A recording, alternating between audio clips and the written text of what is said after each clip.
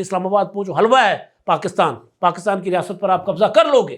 ریاست یا اسٹیبلشمنٹ کا پلڑا بھاری ہے۔ تحریک انصاف کا حال اس شکست خوردہ لشکر والا ہے جس کی گردن میں اسٹیبلشمنٹ کا ہاتھ ہے۔ اب پی ٹی آئی کا ورکر گردن پر چھری رکھ کر استعفے لے رہا ہے پی ٹی آئی کی لیڈرشپ سے۔ اندھیری غار میں تحریک انصاف کو دھکیلا، ویڈیوز بنا لیں، ثبوت کٹھے کر لیں کہ اس انقلاب میں ہم بھی صف اول کے دستوں میں شامل تھے، اور جب وہ ناکام ہو گیا انقلاب تو پھر سب کہنے لگے کہ فالس فلیگ آپریشن تھا۔ ان قریب عمران خان صاحب کو فوج کی تحویل میں دے دیا جائے گا۔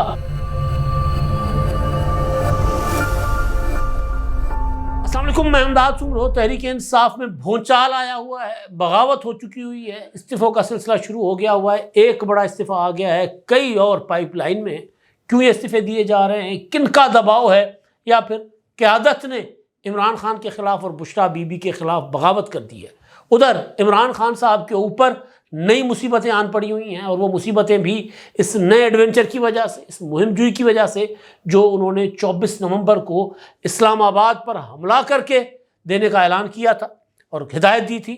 اس کے بعد اب عمران خان صاحب جیل میں نہیں، کسی اور کے حوالے ہیں، کسی اور کی تحویل میں ہیں، اور ملاقاتوں پر پابندی ہے۔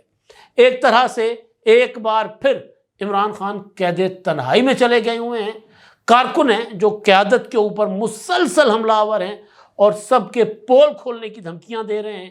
اب تو معاملات کارکنوں سے آگے لیڈرشپ تک چلے گئے ہوئے ہیں۔ دوسرا، کتنے لوگ پی ٹی آئی کے مارے گئے، جو ظاہر پی ٹی آئی ان کو اپنا شہید کہتی ہے۔ دعویٰ تھا سینکڑوں لوگوں کا، پھر 278 کا نمبر آیا، پھر 20 کا نمبر آیا۔ اب جو اصل نمبر ہے وہ ایک طرح سے سامنے آنا شروع ہو گیا ہوا ہے۔ لہٰذا تحریک انصاف کو ان کے خیر خواہ مشورہ دے رہے ہیں کہ اس طرح کی ٹمک ٹوئیاں کرنا چھوڑ دیں، اس طرح بے ہنگم سی باتیں کرنا، بیہودہ باتیں کرنا چھوڑ دیں، تحقیق کریں اور اس کے بعد بات کریں۔ بنیادی طور پر تحریک انصاف نے جو اڈھنگا رویہ اختیار کیا، ان کے لوگوں نے، ان کے کارکنوں نے، یا جن کو انہوں نے استعمال کیا، جنہوں نے جانی قربانیاں دی، ان کا خون جو ہے وہ انہوں نے رائیگاں کر دیا، ان کے خون کا سودا کر دیا ایک طرح سے، طرح طرح کی باتیں کر کے۔ اگر وہ سنجیدگی کے ساتھ اس معاملے کو لیتے اور اس طرح جو بے ہنگم قسم کا جو سوشل میڈیا کا پروپیگنڈا تھا اس کا شکار ہوئے بغیر حقائق کے اوپر بات کرتے تو معاملات اور ہوتے۔ اب ریاست یا اسٹیبلشمنٹ کا پلڑا بھاری ہے، ان کے ہاتھ میں ڈنڈا بھی ہے، اور اب تحریک انصاف کی جو بے ڈھنگی سی، اڈھنگی سی، کھلنڈری سی جو پالیسی تھی، سیاست تھی، اس کی وجہ سے وہ جو پروپیگنڈا تحریک انصاف نے کیا تھا، ان کے پروپیگنڈا میں ان کے جو لوگ جنہوں نے جانی قربانیاں دیں، ان کا خون جو ہے وہ دب چکا ہوا ہے۔ اب کچھ بھی کر لے تحریک انصاف، اپنے ان کارکنوں کے خون کا حساب نہیں لے سکتی، بقول ان کے کہ جو حقیقی آزادی کی تحریک کے لیے جنہوں نے جانیں دی ہیں۔ بشریٰ بی بی صاحبہ کا معاملہ وہ بڑا ایک مسٹیریس سا بنا ہوا ہے۔ پہلے پتہ نہیں تھا وہ کدھر ہے، مانسہرہ تو پہنچی، مانسہرہ سے کدھر گئیں، کسی کے ساتھ ان کا کوئی رابطہ نہیں تھا۔ ان کی بہن باہر بیٹھ کر چیخ چلا رہی ہیں کہ جی میری بہن سے میرا کوئی رابطہ نہیں ہے۔ تو پتہ چلا ہے اب کہ جی وہ پشاور میں علی امین گنڈا پور صاحب کے ہیلی کاپٹر میں ہی بیٹھ کر وہ اپنا مانسہرہ سے پشاور پہنچی ہے۔ تو پشاور میں ان کی خبر آئی ہے کہ جی وہ پشاور ہے۔ پی ٹی آئی کے لیے جو 9 مئی کو کے بعد جو ریئیکشن آیا تھا، اس سے کہیں زیادہ خطرناک ریئیکشن آ چکا ہوا ہے۔ یہ جو اسلام آباد پر جو 24 نومبر کو، 25 نومبر کو، 26 نومبر کو کیا گیا، یا اس سے پہلے 4 اکتوبر کو کرنے کی کوشش کی گئی، اس کے بعد 15 اکتوبر کو کال دی گئی، اس سارے مسلسل مہم جوئیوں کے بعد اب تحریک انصاف کا حال اس شکست خوردہ لشکر والا ہے جس کی گردن میں اسٹیبلشمنٹ کا ہاتھ ہے، بلکہ جس کی گردن میں پھندا ہے، اور وہ پھندا جو ہے وہ دن بدن ٹائٹ کیا جا رہا ہے، اور وہ پھندا براہ راست عمران خان صاحب کی گردن میں ایک طرح سے پہنچ چکا ہوا ہے۔ تو ان سارے معاملات پر بات کریں گے، اور آغاز عمران خان صاحب سے کرتے ہیں۔ آج عمران خان صاحب سے اڈیالہ جیل میں سیاسی قیادت کی ملاقات کا دن تھا، لیکن آج اڈیالہ کوئی نہیں پہنچا ملاقات کرنے، کوئی بھی نہیں پہنچا، کیونکہ اگر کوئی پہنچتا تو وہاں پر میڈیا کے ساتھ گفتگو بھی ہوتی، بات چیت بھی کرتے۔ آپ دیکھیں کہ 26 نومبر یا 27 نومبر کی درمیانی شب، یعنی آج دوسرا دن ہے، اپنا ڈی چوک پر آپریشن ہوتا ہے۔ پی ٹی آئی کلیم کرتی ہے کہ گولیاں چلیں، ہمارے سینکڑوں لوگ مارے گئے، سینکڑوں زخمی ہوئے، وہ کلیم کرتے ہیں پی ٹی آئی والے۔ لیکن اس کے بعد آپ نے کہیں کسی جگہ پی ٹی آئی کی لیڈرشپ کو بیٹھ کر پریس کانفرنس کرتے نہیں سنا ہوگا۔ علی امین گنڈاپور صاحب نے کل ضرور بھڑکے ماری تھی اور انہوں نے شعبدہ بازی کی تھی کہ دھرنا تو ابھی جاری ہے، کون کہتا ہے کہ ڈی چوک پر دھرنا ختم ہو گیا۔ آپ کو اور کہیں تحریک انصاف کے لوگ نہیں ملے ہوں گے سوائے چند وکلا کے جو ٹی وی ٹاک شوز پر بیٹھ کر پی ٹی آئی کا کیس خراب کر رہے ہیں۔ لطیف کھوسا انہوں نے جو حرکت فرمائی کہ 278 لوگ شہید ہو گئے، تو اس کے بعد حقیقی نمبر ہے وہ میں آپ کے سامنے رکھنے جا رہا ہوں کہ کتنا نمبر اسپتالوں سے کنفرم ہو رہا ہے، کتنے لوگ اپنی جانیں، بیچارہ پولیٹیکل ورکر ہوتا ہے اور تکلیف ہوتی ہے کہ پولیٹیکل ورکر کو کوئی تکلیف ہو۔ سوال تو یہ بھی اٹھایا جا رہا ہے نا کہ لیڈرشپ کدھر تھی، اور یہ سوال ہم تو اٹھا ہی رہے ہیں، پی ٹی آئی کے اندر سے سوال اٹھ رہا ہے اور اس کی وجہ سے پھر استعفوں کا سلسلہ بھی شروع ہو گیا ہوا ہے۔ اب پی ٹی آئی کا ورکر گردن پر چھری رکھ کر استعفے لے رہا ہے پی ٹی آئی کی لیڈرشپ سے۔ اب معاملات پی ٹی آئی کے لیے، عمران خان کے لیے اور زیادہ خطرناک ہوتے جا رہے ہیں، اور زیادہ بھیانک ہوتے جا رہے ہیں۔ تو خان صاحب کی ملاقات کا دن تھا، ملاقات کے لیے کوئی نہیں پہنچا، اور جو جیو رپورٹ کر رہا ہے کہ کوئی ملاقات کے لیے نہیں پہنچا، اور سلمان اکرم راجہ نے جیل حکام سے فون پر رابطہ کیا مگر سلمان اکرم راجہ کو ملاقات سے متعلق تاحال کچھ نہیں بتایا گیا۔ فیصل اچھا آج وکلا کا دن تھا، فیصل چودھری نے جیل سپرنٹینڈنٹ کو بذریعہ واٹس ایپ درخواست کی کہ بانی پی ٹی آئی کی خیریت سے متعلق شدید تشویش ہے، ان سے فوری ملاقات کروائی جائے، مگر اڈیالہ جیل حکام نے کہا کہ جی ہمارے پاس تو ہے نہیں، ان کو تو کوئی اور لے گیا، جس طرح مور کو لے جاتے کوئی اور لے گیا ہوا ہے ان کو، تو کوئی اور کون لے گیا ہوا ہے؟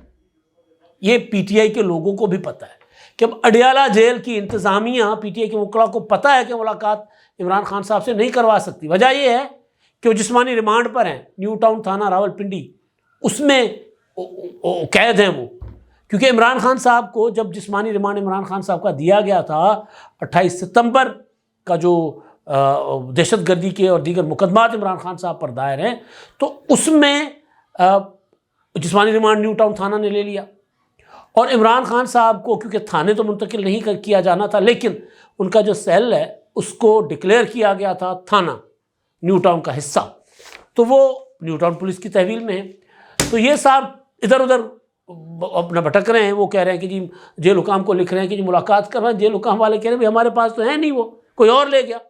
اور ایک چیز جس کا قوی امکان ہے کہ عنقریب عمران خان صاحب کو فوج کی تحویل میں دے دیا جائے گا، کیونکہ جتنے معاملات عمران خان صاحب خراب کر چکے ہوئے ہیں اس کے بعد اور جو صورتحال بن رہی ہے، ایک تو ان کو سزائیں عنقریب ہوں گی، اور دوسرا 9 مئی کے معاملات جو ہیں اور فیض حمید کے معاملات یہ اس طرف جا رہے ہیں، اور اب تیزی کے ساتھ جس طرح وہ، میں حقائق پر بات کروں صرف، کہ جس طرح صحافیوں کو گرفتار کیا جا رہا ہے، جس طرح سوشل میڈیا ایکٹیوسٹ کو گرفتار کیا جا رہا ہے، اور جس طرح وہ جو لشکر کشی تھی جس کا خوف، جس کی پینک پوری ریاست کے اوپر جس کا طاری تھا، اس کی ناکامی کے بعد ظاہر ہے پھر ہارے ہوئے لشکر کے ساتھ جو کچھ ہوتا ہے وہ ان کے ساتھ کیا جا رہا ہے۔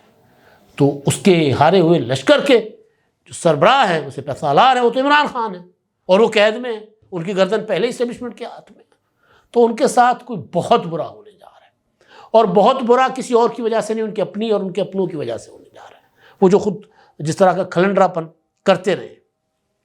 استعفوں کا معاملہ، وہ جو میں آتا ہوں اس پر کہ کتنی میتیں ہسپتالوں میں پڑی ہوئی ہیں اس پر میں آتا ہوں، لیکن استعفوں کا معاملہ، اظہر مشوانی نے کل پرسوں ایک ٹویٹ کیا تھا کہ جی عمران خان صاحب کو کہا تھا کہ جی قیادت جو ہے وہ بڑے ناموں کو نہ دیں، ان سے واپس لیں اور کارکنوں کے حوالے کریں۔ سلمان اکرم راجہ صاحب سے بار بار سوال کیا جا رہا تھا کہ آپ کدھر ہیں؟ انہوں نے مجبور ہو کر ایک ویڈیو بیان جاری کیا، تو میں تو لاہور میں تھا، مجھے تو نکلنے نہیں دیا گیا، اور میں بتی چوک تک گیا تھا، میں شعبدہ باز نہیں ہوں، میں ویڈیوز نہیں بنا سکتا، یہ وہ انہوں نے عجیب و غریب قسم کا ویڈیو بیان جاری کر دیا، اور پھر آج خبر آتی ہے کہ انہوں نے استعفیٰ دے دیا ہے، اور انہوں نے استعفیٰ پارٹی چیئرمین بیرسٹر گوہر کو دے دیا ہے، جس کی بیرسٹر گوہر نے تصدیق کر دی ہے کہ جی ہاں سلمان اکرم راجہ صاحب نے ریزائن کر دیا ہے، اور وہ ظاہر ہے اس کے پیچھے یہ جو پریشر ہے سوشل میڈیا کا اور پی ٹی آئی کے کارکنوں کا، وہ پریشر ہے، اور انہوں نے ریزائن کر دیا۔ اب آگے کیا ہوگا؟ آگے پی ٹی آئی کسی اور کو یہاں لے آئے، کسی کو بھی لے کر آئے، وہ اس طرح پرفارم نہیں کر پائے گا بطور party general secretary. Omar Ayub کو ہٹا دیا گیا، ان کو لایا گیا، حماد اظہر نے ریزائن کیا، مطلب عجیب و غریب قسم کی صورتحال بنی ہوئی پی ٹی آئی کے لیے. تو اس طرح وہ کام نہیں کر پائے گی لیڈرشپ جو بھی ہوگی جس طرح پی ٹی آئی کا ورکر چاہتا ہے، جس طرح عمران خان صاحب چاہتے ہیں. ممکن ہی نہیں ہے. سیاست میں اس کی کوئی گنجائش نہیں ہے. میں حکومت کی پابندیاں، اسٹیبلشمنٹ کا جبر، اس کو الگ رکھ کے میں بات کر رہا ہوں. سیاست میں جو طرز عمل عمران خان صاحب اختیار کرنا چاہتے ہیں یا جو توقع کرتے ہیں اپنے پارٹی کے لوگوں سے، وہ ممکن نہیں ہے. اس طرح ہوگا نہیں. تو لہذا کون اب عہدہ لے گا پارٹی کا؟ میں دیکھ رہا تھا کہ وہ شاہد خٹک صاحب جن کو ذمہ داری دی گئی تھی کہ وہ پراپر ٹرینڈ تربیت یافتہ لوگ لے کر آئیں، اور پھر 9,000 لوگوں کا ایک جہادی اسکواڈ بھی بنایا گیا. پھر آپ نے وہ ویڈیوز بھی دیکھی ہوں گی کہ کنٹینر پر کھڑے ہو کے ایک شخص کہہ رہے تھے کہ جو گلیلوں والے اور ڈنڈوں والے فرنٹ پر ہوں گے، اور اس کے بعد پھر فلاں ہوں گے پراپر ایک جنگی حکمت عملی کے ساتھ. وہ شاہد خٹک صاحب جو ہیں وہ بہت زیادہ بھپرے ہوئے ہیں. انہوں نے ٹویٹ پر ٹویٹ کیا. ان کا ایک آدھا ٹویٹ میں آپ کے سامنے رکھتا ہوں. انہوں نے کہا کہ مارچ میں خیبر پختونخوا، پنجاب، بلوچستان، سندھ سے لاکھوں پاکستانی شریک تھے جن کا مقصد صرف اپنے آئینی اہداف حاصل کرنے تھے. اس کے باوجود ہمارے عہدوں پر فائز بڑے لیڈر کیوں نہیں آئے؟ ساری پارٹی وکلاء کے حوالے اس لیے کی گئی تھی کہ توقع تھی کہ یہی لوگ اس تحریک میں فرنٹ لائن پر ہوں گے. یعنی یہ عمران خان صاحب کی حکمت عملی تھی کہ میں وکلاء کو پارٹی دے دیتا ہوں، وکلاء کو تو کوئی ہاتھ لگائے گا نہیں. جس طرح کل لطیف کھوسا نے اتنا بڑی بھڑک مار دی، میرا ان کے ساتھ بہت احترام کا رشتہ ہے، لیکن بات یہ ہے کہ اگر آپ یہ کہتے ہیں کہ دوست اور لطیف کھوسا صاحب کرمنل لائر ہیں، ایسا نہیں ہے کہ وہ بے خبر ہیں کہ ان کے ساتھ کیا ہو سکتا ہے اس طرح کی بہت زیادہ بھڑکیلی قسم کی اور انتشار پھیلانے والی بات کر کے، اور وہ بھی نیشنل ٹی وی پر، جیو جیسا جو ٹاپ سب سے زیادہ دیکھا جانے والا ٹی وی ہے اس پر. تو کھوسا صاحب نے کہا کہ 278 ہمارے لوگ شہید ہوئے ہیں. تو ان لوگوں کو اس لیے پارٹی دی گئی تھی تاکہ وکیل جو ہیں وہ رجسٹر بھی کر کے جانتے ہیں، اور وکیلوں پر پولیس اور ایڈمنسٹریشن اسٹیبلشمنٹ ہاتھ لگا، اس پر ہاتھ ڈالتے ہوئے نا وکیلوں پر 100 بار سوچے گی. اس لیے یہ شاہد خٹک صاحب کہہ رہے ہیں، یہ انصاف یوتھ ونگ کے صدر بھی ہیں اور MNA بھی ہیں، کہ ساری پارٹی وکلاء کے حوالے اس لیے کی گئی تھی کہ توقع تھی کہ یہی لوگ اس تحریک میں فرنٹ لائن پر ہوں گے. لیکن چند مخلص وکلاء جیسے فاتح برکی اور بدولہ اور 2 اور وکیل جو وکیلوں کے کوٹ میں تھے، جن کو میں نے ڈی چوک کے پاس دیکھا اور مجھ سے ملے، کو چھوڑ کر باقی بڑے نام کہاں تھے؟ چیئرمین، سیکریٹری جنرل سمیت وہ تمام وکلاء جو خود بڑے وکیل کہلاتے ہیں، اس میں موقع پر کہاں غائب تھے؟ کیا ان کا کام صرف عہدوں کے مزے لینا ہے؟ اگر ان کو پہلے سے معلوم تھا کہ حالات خراب ہو سکتے ہیں تو انہوں نے مارچ کو کیوں نہیں روکا؟ وہ یہ کہہ رہے ہیں کہ اگر انہیں پتہ تھا کہ حالات خراب ہوں گے اور ہم جائیں گے تو ہمیں نقصان ہوگا جانی، تو خود اپنی جان بچائی، لیکن مارچ کو کیوں نہیں روکا؟ شاید خٹک صاحب یہاں زیادتی کر رہے ہیں. مارچ کو روکنے کی بہت کوشش کی گئی تھی کہ حالات خراب ہو سکتے ہیں، سنگ جانی جایا جائے، لیکن یہ لوگ نہیں مانے تھے، اور ظاہر ان کو شاید خٹک جیسے ہی لیڈ کر رہے تھے. فیصلے کا اختیار ان کے پاس تھا، عہدے ان کے پاس تھے، خان تک رسائی ان کے پاس تھی. پھر کارکنوں کو بے یار و مددگار چھوڑنے کا فیصلہ کس کے کہنے پر کیا؟ کیا یہ قیادت کا کام ہے کہ اپنے کارکنوں کو لاوارث چھوڑ کر ان کے خون کا تماشا دیکھے؟ یہ ناقابل معافی جرم ہے. اب اندرونی احتساب ہوگا، اور وہ لوگ جو قیادت کے نام پر تحریک کو نقصان پہنچا رہے ہیں انہیں جواب دینا ہوگا. خان کی رہائی کی تحریک کسی کے مفادات کی بھیٹ نہیں چڑھے گی. یہ تحریک اب کارکنان کی ہے جو قیادت میدان میں نہیں آ سکتی، انہیں عہدوں سے ہٹانے کا وقت آ گیا ہے.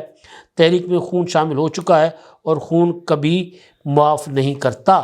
اب یہ ایسی stage per P T I کو لے کر جانا چاہتے ہیں جہاں سے تحریک انصاف ایک پارٹی، ایک تنظیم نہیں ہوگی. پارٹی اور تنظیم اب بھی نہیں ہے، پاپولر ووٹ بینک ضرور ہے، لیکن آگے پھر اندھیرا ہی اندھیرا ہے. ایک اندھیری غار میں تحریک انصاف کو دھکیلا جا رہا ہے. پہلے عمران خان صاحب کلے دلدل میں تھے، اب پوری کی پوری پارٹی دلدل میں جا رہی ہے. ان کے اور بھی کافی سارے ٹویٹس ہیں، لیکن میں ان پر نہیں جا رہا کیونکہ تقریباً اسی طرح کی باتیں ہیں. ایک انہوں نے کیا ہے ٹویٹ، انہوں نے کہتا کہ میں ہمیشہ پارٹی ڈسپلن کا پابند رہا، لیکن وہ تمام کردار آپ لوگوں کے سامنے لاؤں گا جنہوں نے کمزوری دکھائی. کون کیا بول رہا تھا، ہوا کیا اور کیوں ہوا. ہمیں کمزور قیادت نہیں چاہیے، ہمیں دلیر قیادت جو بر وقت اچھے فیصلے کر سکے. پارٹی عمران خان اور ہماری ہے، اس کو کمزور لوگوں کے ہاتھوں میں برباد نہیں کروا سکتے. وہ کہہ رہے ہیں کہ ہم نے پارٹی کو خود سنبھالنا ہے. اچھا جی، اسی طرح کی کچھ باتیں باہر بیٹھے ہوئے شہباز گل صاحب کر رہے ہیں، وہ کہہ رہے ہیں کہ جی ہمیں تو اپنا یہ جو کہا جا رہا تھا کہ جی عمران خان چاہتے ہیں کہ سنگجانی جایا جائے، تو کہتے ہیں وہ غلط ہے، وہ جھوٹ ہے۔ وہ بیرسٹر سیف کو اور علی امین گنڈا پور کو اور پوری کی پوری کے پی کے کی حکومت کو، علی امین گنڈا پور نہیں، بیرسٹر سیف، ان کو فکس کر رہے ہیں۔ وہ کہتے ہیں جی بشرا بی بی اور علی امین گنڈا پور صاحب نے خود اس بات کو کنفرم کیا ہے کہ عمران خان نہیں چاہتے تھے کہ ڈی چوک سے سنگجانی جایا جائے۔ تو پھر جو کھٹک صاحب بات کر رہے ہیں وہ بات کنٹراڈکٹ کر رہی ہے۔ کھٹک صاحب کہہ رہے ہیں کہ جی قیادت اگر وہاں نہیں آ سکتی تھی، ان کو پتا تھا حالات خراب ہو سکتے ہیں، تو پھر انہیں کارکنوں کو جانے کیوں دیا گیا، ڈی چوک کا فیصلہ تبدیل کیوں نہیں کیا؟ تو یہ انتشار کی کیفیت ہے، مایوسی کی کیفیت ہے۔ لشکر کشی کامیاب ہو جاتی ہے، سارے کریڈٹ لے رہے ہوتے ہیں 9 مئی کی طرح۔ 9 مئی کو بھی یہی تھا، شروع میں ویڈیو بنا رہے تھے کہ انقلاب آ گیا ہے تو ہم ویڈیوز بنا لیں، ثبوت کٹھے کر لیں کہ جی اس انقلاب میں ہم بھی صف اول کے دستوں میں شامل تھے، اور جب وہ ناکام ہو گیا انقلاب تو پھر سب کہنے لگے کہ فالس فلیگ آپریشن تھا، فالس فلیگ آپریشن تھا۔ یہاں پر بھی یہی ہوا، اور ہم جیسے بار بار چیختے رہے، ہم خیر خواہ ہیں پی ٹی آئی کے، تنقید کرتے ہیں، لیکن ایک پولیٹیکل پارٹی کے پاس ایک جو پولیٹیکل کیڈر ہے اس کو محفوظ ہونا چاہیے۔ پولیٹیکل پارٹیز بار بار نہیں بنتی، لیکن یہ خود تباہ کر رہے ہیں۔ ہم بار بار کہہ رہے تھے کہ ایڈونچر مت کریں، سیاست کریں، لیکن یہ جو ناعاقبت اندیش، جو جاہل احمق لوگ تھے، وہ adventure per P T I کو راغب کر رہے تھے۔ ہم کہتے تھے کہ نہیں، پولیٹیکل پروسیس کا حصہ بنو۔ جب عمران خان نے ریزائن کرنے کا فیصلہ کیا تھا 2022 کو، تب بھی کہتے تھے غلط فیصلہ ہے، اور اب خود کہہ رہے ہیں کہ غلط فیصلہ ہے۔ جو لوگ تحریک انصاف کے ورکروں کو گمراہ کر کے اور سوشل میڈیا کے ذریعے یرغمال بنا کے ان کی ذہن سازی کر کے ڈالر کما رہے ہیں، ان کے مفادات اور ہیں۔ ہمارا مفاد ڈیموکریسی ہے، ہمارا مفاد ایک پولیٹیکل کلچر ہے کہ وہ پاکستان میں وہ پروان چڑھے، ہمارا مفاد آئین ہے۔ اس لیے جو بات کی بعد میں وہ ثابت ہوا، اور عمران خان صاحب نے اپنی زبان سے بھی مانا کہ ہاں یہ مجھ سے غلطی ہوئی، پنجاب اسمبلی توڑ کر غلطی ہوئی، قومی اسمبلی سے ریزائن کر کے غلطی ہوئی، مخلوط حکومت بنا کر غلطی ہوئی۔ ساری غلطیاں عمران خان صاحب تسلیم کرتے رہے، جو ہم اس وقت جب وہ کر رہے تھے ان کو خبردار کر رہے تھے کہ آپ یہ غلطی پر ہیں، غلط کر رہے ہیں۔ تو بہرحال ایک یہ معاملہ۔ دوسرا،